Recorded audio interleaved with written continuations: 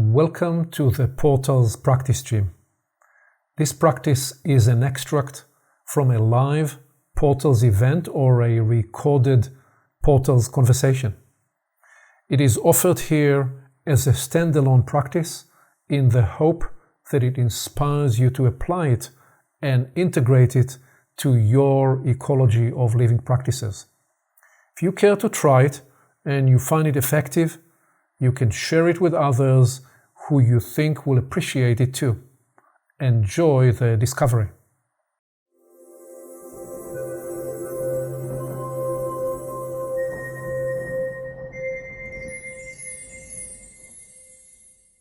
Let me try and attempt an experiment that we've never done.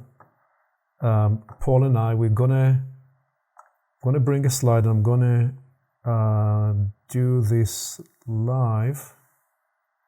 Yep. And in a minute, not quite yet, but in a minute, I'm going to ask Paul to start playing in the background. And let me just explain what I'm trying to do, what we're trying to access in this. This is an attempt to weave a contemplative imaginary story. I'm about to try to put few scaffolds to unlock and unleash our imagination and to then frame 5 themes about co-creating humanity's future. The space I'm about to venture into is often reflected on in what is called big history. I therefore want to make the distinction that what we are about to do is not me teaching anything, but rather me creating a series of scaffolds for us to imagine into this space, to contemplate into this space. So when we listen through our brains, we listen to compare and contrast and criticize, and it has an important function because we look to compare frames of reference. The invitation in this is not to compare what I'm about to speak to Yuval Noah Harari in his story of Sapiens, or to Francis Fukuyama in the way he tells the story of the development of government and social structures, but rather to embrace and come for the ride with our minds rather than the brain. So the brain likes to compare and contrast.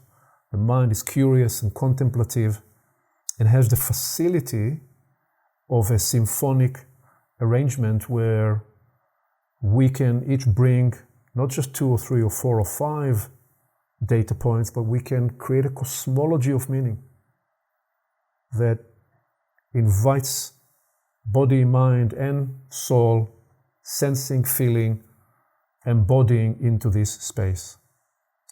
So here we go. Paul, if you can join me with music, because that's a way to help us step into that symphonic arrangement of the mind.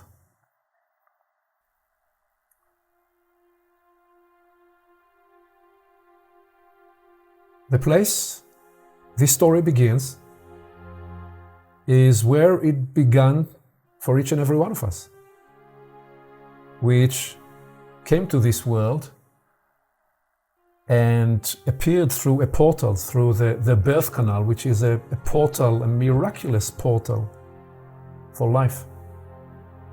And I'd like you to imagine that even in the few minutes before the moment of birth, perhaps there was an intuition or a way of knowing available for us. That we were going to come into a world where we would be completely dependent on the people around us, some of them ill-equipped.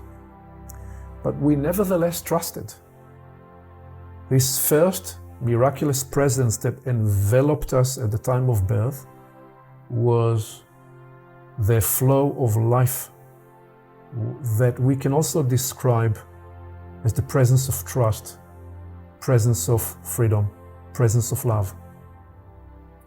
So each one of us started this life on that line that we describe as was meant to be natural line of growth and development, where we can each grow to discover, as Theodora just said, not just one natural genius, but the multiple geniuses that are latent in us. And then there was always also another line nearby.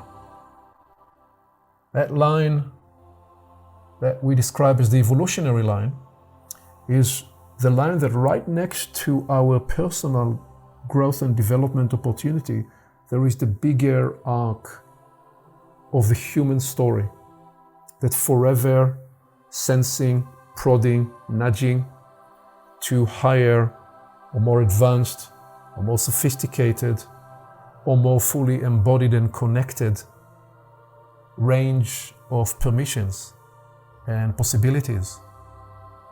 And this line that we call the evolutionary line, a line indeed where we open humanity at large alongside the human story, new permissions, new possibilities, new perceptions, and new intelligence and creative powers. And then sooner or later we recognize, consciously or not, that actually there was a third line there even before the time of our birth. That we already appeared, and actually even before that we view the evolutionary line as something that has a double helix movement to it. It's also, it is always present to us from the realms of possibility and is concurrently self-arising, inside out. And that there has always been the line that describes the condition of the human condition, the accumulated story. And more often than not, along that line, it aggregated to itself pain and trauma and polarization and reactivity.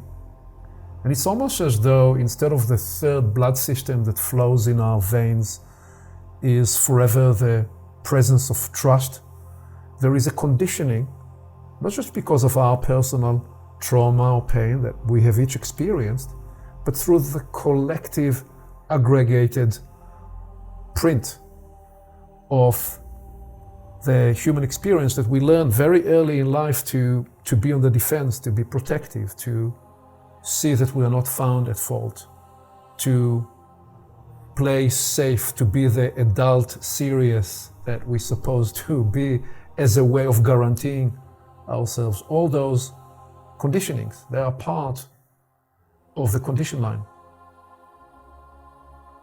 So I am presenting this frame now to consider a rather startling idea that we can metaphysically or imaginarily imagine that every time there is a new permission that comes and appears through the evolutionary line, we have a full spectrum of permission of how we respond to that. We may respond along the natural line of development as that potential wants to or is meant to be expressed, or often the case is that we are pulled by the gravitational pull of the conditioned line. And we could spend 20 hours unfolding this, but I'm just going to run by you 4 samples of this. At some point very early in the story of humanity, there is this unique, and we were already the preeminent species in hunters and gatherers, tribes. And then large-scale coordination and collaboration comes online. And part of that is expressed in what becomes known as the agrarian revolution, because we discover that the capacity to, in areas where there is fertile ground, to grow food, and once we grow food, we look to store food. And now there is a reason to get organized as a larger groups of people, all the way to even nation states many years later. And now we build armies to defend that food, and we go conquering other places and their sources of food. So with the large-scale coordination and collaboration, there is a build of an experience on the condition line that includes elements like subjugation, oppression, slavery, and colonization and more. And you whoosh through time and you come to the 10th and the 11th and the 12th century, the beginning of universities in Europe. And what begins to come online is this sense that was available for the renowned philosophers even in the ancient world, but is now becoming available and activated for many more, is that sense of the search for objective perception and third and fourth person perspective, by which we mean I see you, you see me, I see the way you see me, you see the way I see you, and we see each other seeing the way we each see each other, and then we step outside of that to see how we all look at something in the middle. That activation, that permission, that broader capacity is coming online, and part of that, as we come through the 16th century, activates the scientific revolution, the sense of objective measure. But then again, down on the conditioned line, we have our friend René Descartes, who introduces the Cartesian separation between the objective world and the interior world. And he introduces, and people around him at that time embrace very much the primacy of doubt, leading us to the fallacy of separation, the Cartesian separation, the fallacy of separation, whereby we separate ourselves in our interior capacity to measure, to be sensitive, to cohere, and we leave that to be part of the subjective experience and canonize only the objectified or objective truth as something that's measured by instruments outside of the very sophisticated human machinery. The magnifying glass, later the microscope and the telescope and those other devices that are not part of the natural human machinery. Building in us that separation between the interior lives and the sense of something moving on the inside to the idea of the scientific objective truth. And we love science and we love so much of what it has enabled us, but it also left us bereft down on the condition line from the capacity to access the fuller, more integrated human experience. And now we flow through time and we come into the 18th and 19th century, and what comes online is a higher sense of creativity and a greater productive expression. You could say what was earlier permission available for only very few is now being unleashed through the propagation of knowledge to the many. And you could say that at that time we are seeing that expressed in the unlocking of the Industrial Revolution. And what begins to power the Industrial Revolution is that we are discovering this magical thing. The planet took 4.5 billion years to develop oil as energy stored inside the planet. If you like, the sun-like, solar-like capacity and power to burn, but unlike where on the sun, when you burn something, it creates more energy, here on the planet it consumes. And that unlocks extractive economy that burns in a very short order, very short time, what took billions of years for the planet to build. And the permission that invited us to become solar-like, sun-like, the simple idea of which is to be inspirational for each other, to unlock the greater energy that never runs out. That is very much taken into an economy driven by greed, an extractive economy, and all the crises, energy-wise, climate-wise, dying ecologies that unleashed. And then you flow through time into the 20th century, where we become fascinated with unlocking the core, the mysteries of the universe and the core powers of life. And we develop these sophisticated microscopes that enable us to see the subatomic structures and peer into the universe with sophisticated advanced telescopes. That is the idea of the 20th century, that we were going to become universal people.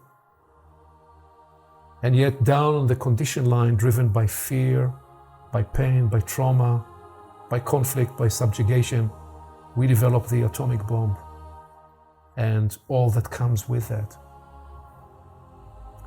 So this is not all doom and gloom. This is the realization that therefore, when we talk about co-creating humanity's future, we are forever called to do two things at once. We are called to do the work of healing and liberating and absolving all the trauma that the human story accumulated.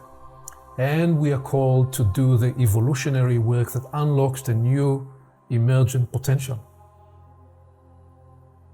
And actually, to do the healing and liberation work at the highest level, we need to be engaged also in the evolutionary endeavor. And to fully unlock the emergent possibilities of now, we cannot really access that without doing concurrently the healing and the liberation work, by which we mean not necessarily getting ourselves locked in pathologizing any one aspect of the human behavior or human experience, and not getting locked in the just activism of one issue as a condition that before we solve that one issue, we cannot progress to the broader healing and liberation and the broader evolutionary work. Instead, what we propose is that co-creating humanity's future is an invitation to integrate all of these aspects all at the same time, and let the natural wisdom that arises in each and every one of us flow to where we feel is most natural and most important for us at any given point in time in the broader co-creative act. This is the contemplative imaginary story that now frames 5 inquiries as a way of setting us to explore these in rooms. The first room is going to work on sensing, intuiting, what are the evolutionary permissions that are arising now. We hinted that sense of the universal possibility of life. So the stem for room 1 to use as to grow is the evolutionary permissions I sense are now opening. The stem for room 2 invites the conscious evolutionary work that we are called into now. The stem for room 3 is the healing and the liberation work that we are called into now. The stem for room 4 is the community, the gathering of people, the community enabling both that double leap, the work of healing and evolution, the community that enable that I imagine. Speak to that. And the 5th room with the 5th theme, still very important, the best of humanity that we must preserve. This is a universe that is compassionate and loving, and it loves economy. It doesn't follow the Maoist approach of let's first destroy what has been and create something new. No, it wants to harvest and preserve all the best of everything as a foundation for what's to come. So please look at these 5 themes, 5 stems, and in a minute we'll remove the slide and Lisa will open 5 rooms, and you can go and self-select the one conversation you want to be in.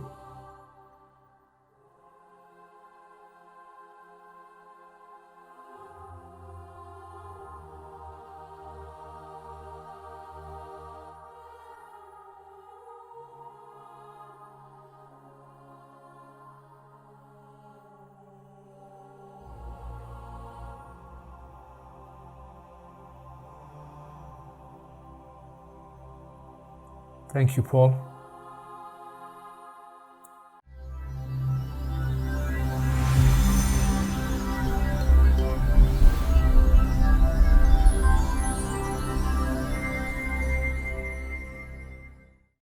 Along with our website at portalsofperception.org, Portals is also available on YouTube and on all podcast platforms, as well as social media. You can become an active member and join the conversation in community events. And you can help us get the word out by liking this content and by sharing it with your friends.